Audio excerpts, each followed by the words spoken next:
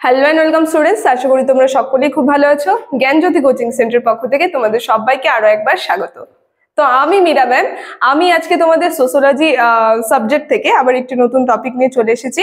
আজকে আমি যেটি নিয়ে আলোচনা করব, দেখো সেটা আমি লিখেই দিয়েছি বোর্ডে, যে বিপিএল। ঠিক আছে, এই যে বিপিএল জিনিসটা কি, এর সংজ্ঞা নিয়ে কিন্তু আর উদাহরণ নিয়ে কিন্তু আমি বিস্তারিতভাবে আলোচনা করব।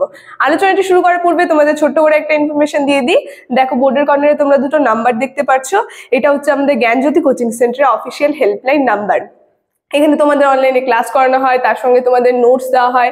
তো তোমরা যারা যারা আমাদের সঙ্গে অনলাইন ক্লাসে যুক্ত হতে চাচ্ছ কিংবা আমাদের থেকে নোটস পেতে চাচ্ছ, তারা উপরে দেওয়া এই নাম্বার দুটির সঙ্গে যোগাযোগ করে কিন্তু আমাদের সঙ্গে যুক্ত হয়ে যেতে পারবে। ঠিক আছে, তাহলে আলোচনাটি আমি শুরু করছি। দেখো, প্রথমেই বলেছি আজকে বিপিএল যে জিনিসটা কি, এটা সংজ্ঞা এবং উদাহরণ সহ আমি আলোচনা করব।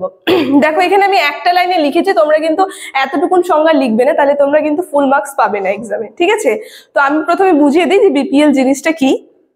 দেখো, এখানে আমি লিখেছি যে দরিদ্র সীমা হলো সেই আয়ের স্তর যার নিচে থাকা মানুষের মৌলিক চাহিদা পূরণ কঠিন হয়ে পড়ে। ঠিক আছে, মানে আমি যদি এক কথায় বলি, মানে এমন একটা দরিদ্রের সীমা হয় তাদের আয়ের স্তরে, যে তাদের যে নিজেদের মৌলিক চাহিদা যেমন খাদ্য, বাসস্থান, শিক্ষা, এই সমস্ত জিনিস কি হয় তাদের পূরণে কিন্তু তাদের কঠিন হয়ে পড়ে তাদের কাছে। তো সেটার জন্য সরকার যে তাদের সহায়তা করে, সেটাই হচ্ছে বিপিএল। ঠিক আছে, এখন যদি সংজ্ঞার আকারে আমি বলি, তোমরা যেটা লিখবে সেটা হচ্ছে দরিদ্র সীমা হচ্ছে সেই আয়ের স্তর যার নিচে থাকা মানুষদের নিজেদের এবং তাদের পরিবারের মৌলিক চাহিদা পূরণ করা কঠিন হয়ে পড়ে, এবং এই চাহিদার মধ্যে রয়েছে খাদ্য, আবাস, শিক্ষা এবং স্বাস্থ্য। প্রথমে আমি বলেছি যে মানুষের সাধারণত মৌলিক চাহিদা যেগুলো রয়েছে, যেমন আমি যদি বলি খাদ্য, এখন ভালো মন্দ খাওয়া সেটা পরিকল্পনা করা তো দূরের কথা, তাদের যতটুকুন খাওয়ার প্রয়োজন সেই খাবারের চাহিদাটাই কিন্তু তারা নিজেদের চাহিদাটা পূরণ করতে পারে না। তো তার জন্য পরে রয়েছে যে এই চাহিদার মধ্যে সরকার এই চাহিদা তারা পূরণ করতে পারে না, আর সরকার সাধারণত সেই মৌলিক জিনিসের খরচের ওপর ভিত্তি করে দরিদ্র সীমা নির্ধারণ করে। আর সেই যে মৌলিক চাহিদা যারা পূরণ করতে পারে না, মানে একটা স্তর থাকে, যেমন আমরা যেরকম বলি যে ধনী এবং গরিব।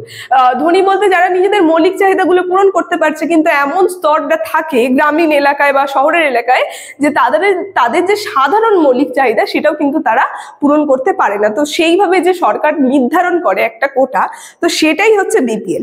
যেমন গ্রামীণ ও শহর এলাকায় এই দুই জায়গার জন্য আলাদা আলাদা দরিদ্র সীমা থাকতে পারে। আবার গ্রামীণ আর শহর এলাকা যে থাকে তার মধ্যে কিন্তু আলাদা আলাদা এই দরিদ্র সীমা নির্ধারণ করা থাকতে পারে। ঠিক আছে, যেমন উদাহরণ সহ যদি আমি বলি, দেখো উদাহরণে আমি কিছু লিখিনি, উদাহরণটা আমি মুখেই বলছি।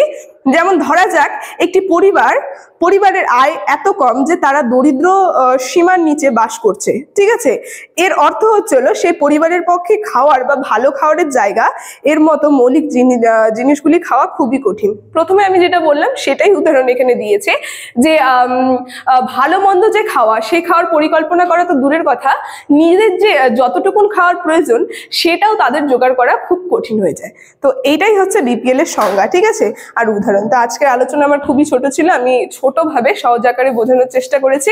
আলোচনাটি এখানে আমি শেষ করলাম। ভিডিওটি ভালো লেগে থাকলে অবশ্যই like, comment, share and subscribe করে দেবে। Thank you.